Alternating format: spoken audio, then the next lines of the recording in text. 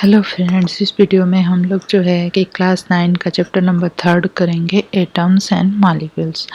तो पहले के क्लासेस में आपने थोड़ा बहुत पढ़ा ही होगा एटम्स और मॉलिक्यूल्स के विषय में। तो हमारे चारों तरफ जितनी भी वस्तुएं पाई जाती हैं, क्लास 9 का जो फर्स्ट चैप्टर है मैटर अराउंड अस और सेकंड जो है इस मैटर अराउंड अस प्योर। तो इनमें हमने पढ़ा है कि हम जो ह्यूमन बींग हैं या कोई भी लिविंग बींग है, तो हम ह्यूमन बींग की बात करते हैं तो हम अपने चारों तरफ बहुत सारी चीज़ों का यूज करते हैं। ठीक है, खाने पीने से लेके बैठने और सोने तक के लिए बहुत सारी चीज़ें हम यूज करते हैं। तो ये सारी चीज़ें जो हैं मैटर हैं, और यह जो मैटर जब हम उसमें डीप लेवल पे जाते हैं तो ये देखते हैं कि जितने भी मैटर हैं वो जो है कि एक छोटे छोटे पार्टिकल से मिलके बने होते हैं, जिन्हें हम एटम कहते हैं या मॉलिक्यूल कहते हैं। ठीक है, तो जब हम जैसे कि आपने सेल के बारे में थोड़ा बहुत पढ़ा होगा, अभी इस क्लास में आप लोग डीप में पढ़ेंगे।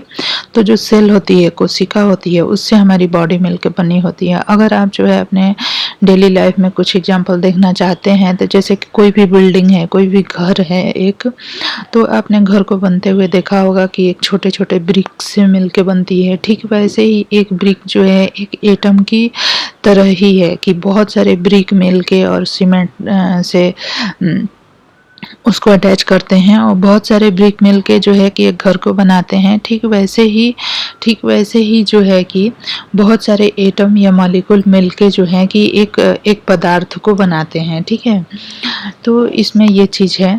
ठीक है, तो यहाँ पे कहा जा रहा है कि जो इंडियन फिलासफर से महर्षि कनट थे, ठीक है, उन्होंने जो है कि मैटर को पदार्थ बोला था। उन्होंने मैटर को पदार्थ बोला था। ठीक है, और उन्होंने ये भी बोला था कि जो पदार्थ होते हैं वो छोटे छोटे पार्टिकल्स से मिलके बने होते हैं, जिनको कि हम कण कहते हैं। ठीक है, कण या परमाणु कहते हैं, उन्होंने ऐसा बोला था। तो इंडिया में जो है कि साइंस से ज़्यादा जो है कि फिलोसफर्स को ज़्यादा महत्व दिया जाता था, और जो है कि फिलॉसफी जो है या फिर जो स्पिरिचुअलिटी है वो जो है उसके व्यू से, उसके नज़रिए से ज़्यादा चीज़ों को देखा जाता है। तो यहाँ पे हम देखेंगे कि अराउंड अस सम एरिया, ठीक है, around the some era ancient Greek philosopher Democritus and Leucippus जो है suggest that if we go on dividing matter, ठीक है, तो मीन्स कि कुछ एरा में अराउंड सम एरा, तो ग्रीक में जो फिलोसफर थे उन्होंने कहा कि अगर हम किसी भी चीज़ को तोड़ते जाएं तो वो जो है सबसे छोटा उसका जो पार्टिकल निकल के आएगा उसको इन्होंने एटम बोला। वो जो है सबसे छोटा जो है कि यूनिट होता है, और उसी से मिलके जो है कोई भी वस्तु बनती है। उसके बाद हम लोग जब देखते हैं कि 18th सेंचुरी के जब एंड हो गई, तो साइंटिस्ट जो थे वो उन्होंने एलिमेंट और कंपाउंड के बीच में and naturally become interested in finding out how and why element combine and what happen when they combine। ठीक है, फिर 18th सेंचुरी के अंत तक जो साइंस में डेवलपमेंट होने लगा, तो जो साइंटिस्ट थे जो कि साइंस को बढ़ावा दे रहे थे, उन्होंने जो है कि एलिमेंट्स और कंपाउंड के बीच में जो डिफरेंस है उसको समझ लिया था। और उसके बाद जब हम आते हैं, ठीक है, तो अभी हम जो बात कर रहे हैं कि तो जो एटम है या मॉलिक्यूल है, जब कोई भी वस्तु हमारे चारों तरफ जो भी वस्तु है वो जो है छोटे छोटे कणों से मिलकर बनी होती है, जिसको हम एटम या मॉलिक्यूल कहते हैं।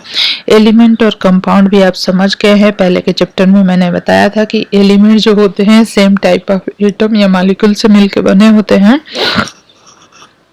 जबकि जो कंपाउंड होते हैं more than one type of the element के एक जो है कि कांस्टेंट प्रोपोर्शन में मिलने से बनते हैं। और मिक्सर भी आपने पढ़ लिया। तो उसके बाद जब हम कंपाउंड के बारे में पढ़ते हैं, तो ये कंपाउंड जो हैं कि किस तरह से एक दूसरे से कंबाइन होते हैं, इसके बारे में हम देखेंगे। ठीक है, तो यहाँ पे जो साइंटिस्ट थे ये थे L Lavoisier laid the foundation of the chemical science by establishing two important law of the chemical combination. ठीक है, तो यह जो कंपाउंड होते हैं जो कि एलिमेंट्स से मिलके बनते हैं, ये कंपाउंड जो है कैसे बनते हैं, तो इसके लिए एंटोनी एल लेवेसियर जो थे, एक साइंटिस्ट थे, इन्होंने बताया, मीन्स इन्होंने कुछ लॉज दिए कि इस लॉज को, ये एलिमेंट्स जो है किसी भी कंपाउंड को फॉर्म करने के लिए इन लॉज को जो है कि इन लॉज को जो है कि फॉलो करते ही करते हैं, ठीक है। The following two laws of the chemical combination were established after, तो लॉ ऑफ केमिकल कॉम्बिनेशन जो है वो पहला लॉ है जिसको कि कोई भी एलिमेंट जो है फॉलो करता है। तो यहाँ पे देखेंगे कि लोबोसियर ने और जोसेफ एल प्रोस्ट ने ये यहाँ पे कुछ एक्सपेरिमेंट किए और उन्होंने बताया लॉ ऑफ केमिकल कॉम्बिनेशन क्या होता है। मीन्स कि कोई भी एलिमेंट जब मिलके किसी कंपाउंड को बनाता है तो उसमें क्या क्या लॉज होते हैं, तो लॉ ऑफ केमिकल कॉम्बिनेशन इसी को कहते हैं। उसके अंदर आता है law of conservation of the mass, जैसे कि हम यहाँ पे बात करते हैं कि अगर हम जो है 1 kg of the sugar and 1 kg of the wheat flour दोनों को हम मिक्स करेंगे तो उसका वजन कितना हो जाएगा, उसका वजन जो है 2 kg हो जाएगा। तो यहाँ पे ये किस बात को प्रूफ करता है, यहाँ पे ये प्रूफ करता है कि लॉ ऑफ कंजर्वेशन ऑफ मास को ये फॉलो करता है। तो जब हम दो चीज़ें जिनका की वेट अलग अलग है उनको अगर हम मिक्स करते हैं तो एक जो हमें वेट प्राप्त होता है वो जो होता है, वो जो वेट हमें प्राप्त होता है वो जो है कि दोनों के वेट के बराबर होता है। ऐसा नहीं है कि उसमें से उसका जो मास है वो कुछ वो जो है कुछ डिस्ट्रॉय हो जाता है या कुछ कम हो जाता है, तो ये चीज़ नहीं होती है, ठीक है। तो इसी को कहते हैं लॉ ऑफ कंजर्वेशन ऑफ मास। यहाँ पे जो है कि एक्स और वाई एक एक्सपेरिमेंट करके दिखाया गया है, क्योंकि साइंटिस्ट हैं तो हम जो है कि एक्सपेरिमेंट्स पे ज़्यादा भरोसा करते हैं। इसके लिए इस तरह का एक कोनिकल फ्लास्क लेंगे, इसके अंदर एक टेस्ट ट्यूब लेंगे, टेस्ट ट्यूब में जो है कि सॉल्यूशन एक्स डालेंगे और कोनिकल फ्लास्क में जो सॉल्यूशन वाई है इसके ऊपर जो है कॉर्क लगाएंगे और टेस्ट ट्यूब को इस तरह से थ्रेड से बांध के लटका देंगे। और जब दोनों के मिक्सचर को मिक्स करेंगे तो जो हमारा टोटल मास होगा, जैसे कि कॉपर सल्फेट है 1 और 2 है, बेरियम क्लोराइड 3rd है, लेड नाइट्रेट। तो पहला जो हम कर रहे हैं एक्स जो है कॉपर सल्फेट है और वाई जो है सोडियम कार्बोनेट है। तो यहाँ पर हम जो एक्सपेरिमेंट कर रहे हैं तो हमें जो भी चीज़ें प्राप्त होगी एक्स और वाई के मिलने से, तो जो भी हमें कंपाउंड प्राप्त होगा, हो सकता है कोई नई चीज़ हमें प्राप्त हो, तो हमें जो नई चीज प्राप्त होगी उसका जो मास होगा वो जो है कि इन दोनों के अलग अलग मास को जब हम ऐड कर देते हैं और ऐड करके जो मास हमें प्राप्त होता है उसी के बराबर होता है इस नए कंपाउंड का मास जो कि बनता है, ठीक है। इस नए कंपाउंड का मास जो होता है वो इन दोनों कंपाउंड के अलग अलग मास के एडिशन के बराबर होगा। तो इसी को हम कहते हैं law of conservation of mass. तो law of conservation of mass जो है यह जो है हर एक कंपाउंड्स के द्वारा फॉलो किया जाता है, ठीक है। अब यहाँ पे हम देखेंगे तो दोस्तों, अगर आपको मेरा वीडियो पसंद आता है तो ज़रूर से मेरे चैनल को सब्सक्राइब कर लीजिए और मेरे वीडियोस को लाइक करना नहीं भूलिए और शेयर करिए अपने फ्रेंड्स में। इसी तरह के और अच्छे अच्छे वीडियो आपको मिलते रहेंगे, ठीक है। तो यहाँ पे हम जो देख रहे हैं कि नेक्स्ट जो लॉ है, पहला जो लॉ था वो था लॉ ऑफ कंजर्वेशन ऑफ मास और दूसरा जो है लॉ ऑफ कांस्टेंट प्रोपोर्शन, ठीक है।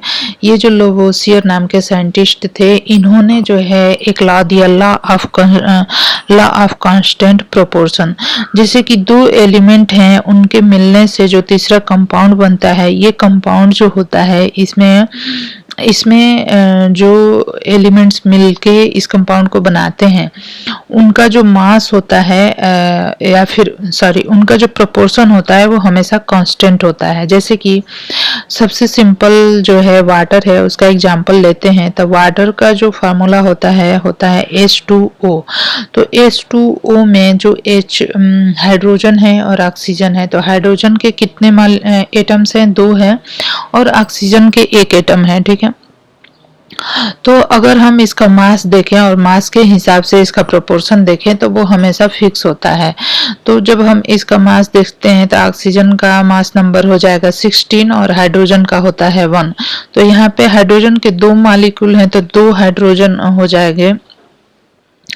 मीन्स कि इसका अगर हम मास देखें टोटल तो 2 हो जाएगा हाइड्रोजन का और ऑक्सीजन का हो जाएगा 16।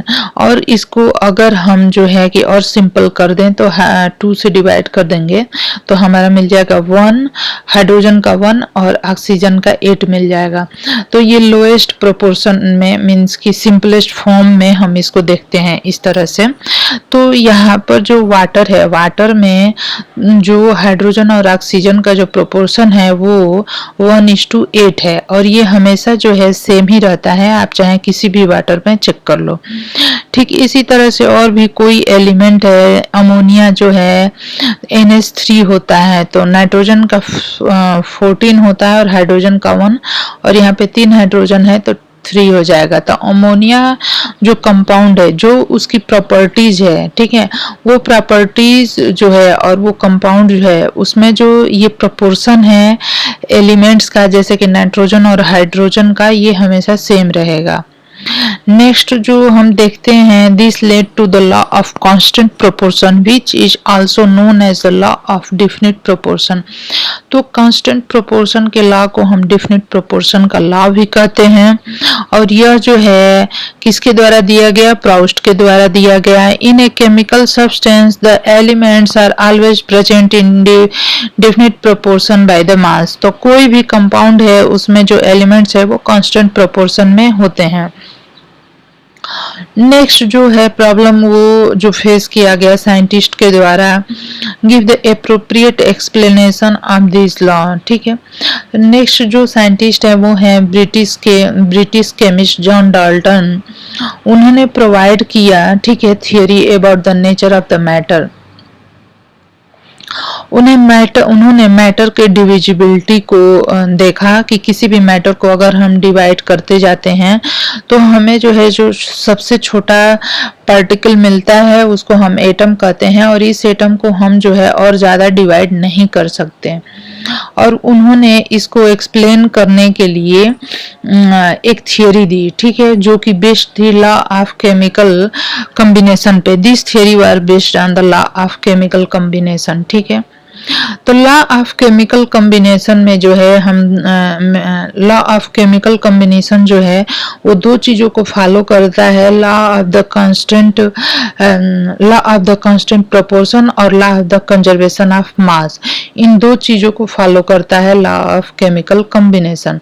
तो इन्होंने अपनी जो एटॉमिक थियरी दी, डाल्टन ने उनकी ये जो थियरी थी वो लॉ ऑफ केमिकल कॉम्बिनेशन पे ही बेस्ड थी। ठीक है, तो इन्होंने law of conservation of mass and law of the definite proportion पे ही बेस्ड थी। तो जॉन डाल्टन के बारे में है कि वो एक बहुत ही गरीब परिवार से थे और 1766 में उनका इंग्लैंड में जन्म हुआ था और उन्होंने जो है कि अपना रिसर्च किया केमिस्ट्री और फिजिक्स में और उन्होंने कुछ थियरीज भी दी थी। ठीक है, तो उन्होंने जो थियरी दी थी एटॉमिक थियरी थी which was in turning the study of matter. ठीक है, तो उन्होंने जो थियरी दी थी उसका नाम था एटॉमिक थियरी। तो according to Dalton atomic theory जो थी उसमें क्या क्या था, मीन्स कि जो डाल्टन थे उन्होंने अपनी जो एटॉमिक थियरी थी तो उस थियरी में मेन पॉइंट्स क्या थे, उन्होंने क्या बताया था मैटर के बारे में। तो यहाँ पे उनका पहला जो पॉइंट था, थियरी में उन्होंने कुछ पॉइंट्स दिए थे। उनका जो पहला पॉइंट था वो ये था, all matter is made of very tiny particle called atom. Means कि कोई भी जो मैटर है वो छोटे छोटे पार्टिकल से मिलकर बना होता है जिसको कि हम एटम कहते हैं।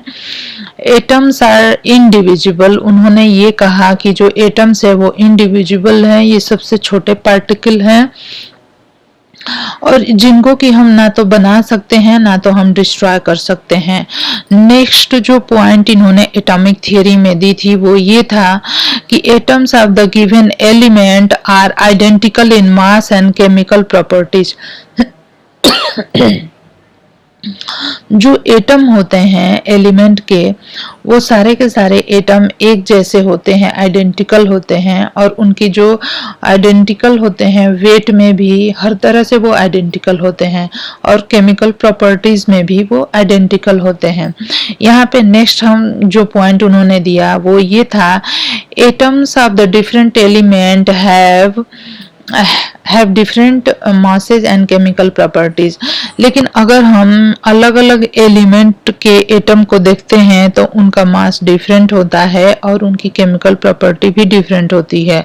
अगर हम ऑक्सीजन के एटम को देखें तो उसका मास जो है 16 होता है, जबकि हम हाइड्रोजन के एटम को देखें तो उसका मास जो होता है 1 होता है। तो इस तरह से अगर एलिमेंट डिफरेंट है तो वो जो उसमें जो एटम होगा और दूसरे एलिमेंट का जो एटम होगा वो दोनों अलग अलग होंगे बाय द मास और by the chemical properties. Next जो पॉइंट दिया था डाल्टन ने अपनी एटॉमिक थ्योरी में वो है, atoms combine in a ratio of a small whole number to form the compound.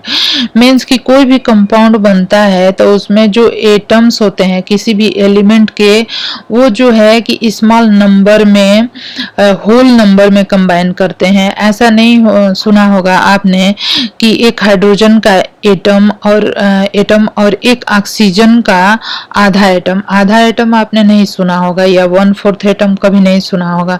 हमेशा वो होल नंबर में ही कंबाइन होता है। जैसे कि अगर हम रोटी देखते हैं या ब्रेड देखते हैं तो हम उसको 2 टुकड़ों में फ्रैक्शन कर सकते हैं या 4 टुकड़ों में तोड़ सकते हैं, लेकिन एटम के साथ ऐसा नहीं है कि एक रोटी और आधी रोटी, मीन्स कि उसमें क्या है कि होल नंबर में वो कंबाइन करते हैं और कोई कंपाउंड बनाते हैं। ठीक है, नेक्स्ट जो पॉइंट था छठा point, the relative number and kinds of the atom are constant in a given compound. तो किसी भी कंपाउंड में इनका जो रिलेटिव नंबर होता है वो कांस्टेंट होता है। तो नेक्स्ट जो हमें पढ़ना है वो है what is an atom. Atom जो है वो क्या होता है। तो फ्रेंड्स यह जो एटम जो चैप्टर है हमारा एटम्स एंड मॉलिक्यूल, इसको हम लोग जो है कि 2 पार्ट में करेंगे क्योंकि एक पार्ट में यह काफी लंबा हो जाएगा।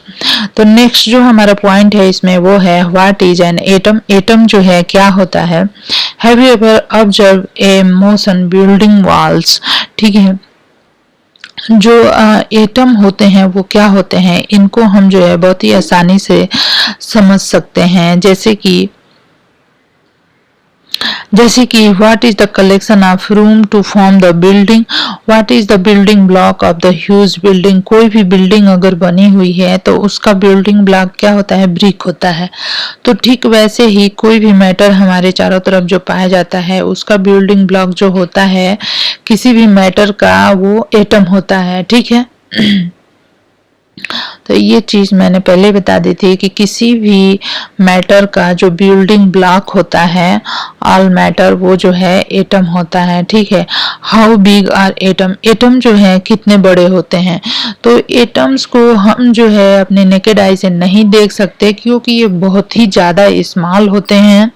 ठीक है, atoms are very small, they are smaller than anything that we can imagine और compare with more than millions of atoms when stacked would make a layer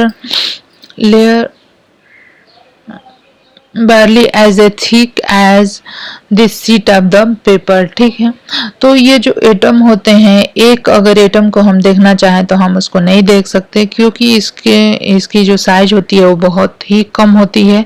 एक एटम का जो रेडियस होता है वो नैनोमीटर में होता है और 1 नैनोमीटर जो होता है इसका रेडियस होता है किसी एक एटम को अगर हम देखते हैं तो यहाँ पे जो है कि हम रेडियस देख रहे हैं इन मीटर एग्जाम्पल में देख रहे हैं। तो हाइड्रोजन का जो एटम होता है उसका जो रेडियस होता है वो होता है 10 to the power -10, ठीक है। फिर इसी तरह से वाटर के मालिक्यूल का रेडियस 10 to the power -9 होता है। हीमोग्लोबिन के एक मालिक्यूल का रेडियस 10 to the power -8 होता है। ग्रेन ऑफ सैंड का जो रेडियस होता है 10 to the power -4 होता है। एंट का जो एंटीमनी है उसका 10 to the power -2 होता है। वाटरमेलन का 10 to the power -1 होता है। ठीक वैसे ही जो है कि एटम्स जो होते हैं, इसका मतलब ये हुआ कि जो एटम्स होते हैं और उनका जो रेडियस होता है वो बहुत ही कम होता है, इसलिए हम उसको देख नहीं सकते हैं। Dalton was the first what are the modern day symbol of the atom of the different element। तो हम जो है कि आज के टाइम पे जो भी एटम्स का यूज करते हैं, कुछ बनाते हैं, तो या फिर बुक्स में हम पढ़ाई करते हैं या फिर कोई क्वेश्चन करते हैं, तो वहाँ पे हम एटम्स के लिए कुछ सिंबल का यूज करते हैं। इन सिंबल्स को जानना और याद रखना बहुत ही जरूरी है। Dalton was the first scientist to use the symbol for the element in a very specific sense. तो डाल्टन के द्वारा कुछ सिंबल यूज किए गए थे। हाइड्रोजन के लिए उन्होंने ये सिंबल बनाया था, फास्फोरस के लिए उल्टा Y है, कॉपर के लिए C है, गोल्ड का है, ये कार्बन का, सल्फर का क्रॉस है, प्लस साइन है, लेड है, प्लेटिना है, ऑक्सीजन, आयरन और सिल्वर है, मरकरी है। तो डाल्टन के द्वारा ये जो सिंबल दिए गए थे ये आपको याद रहना चाहिए क्योंकि एग्जाम में पूछता है ये।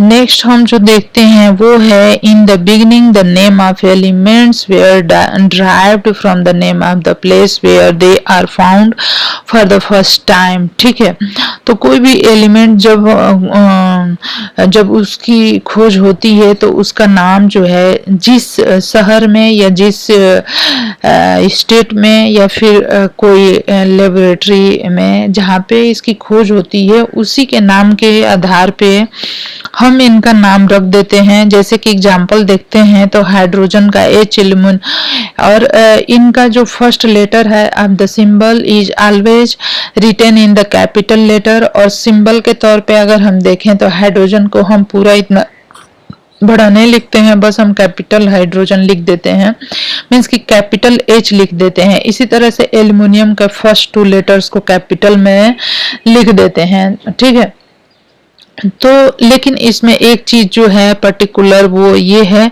कि जो फर्स्ट अल्फाबेट है, जो फर्स्ट अल्फाबेट है सिर्फ उसको ही हम कैपिटल में लिखते हैं। Symbol of some element are form from the first letter of the name and letter appearing letter in the name. ठीक है, तो जो बाद में जो लेटर उसमें हम लिखते हैं, जो सेकंड लेटर होता है उसको हम स्मॉल फॉर्म में लिखते हैं।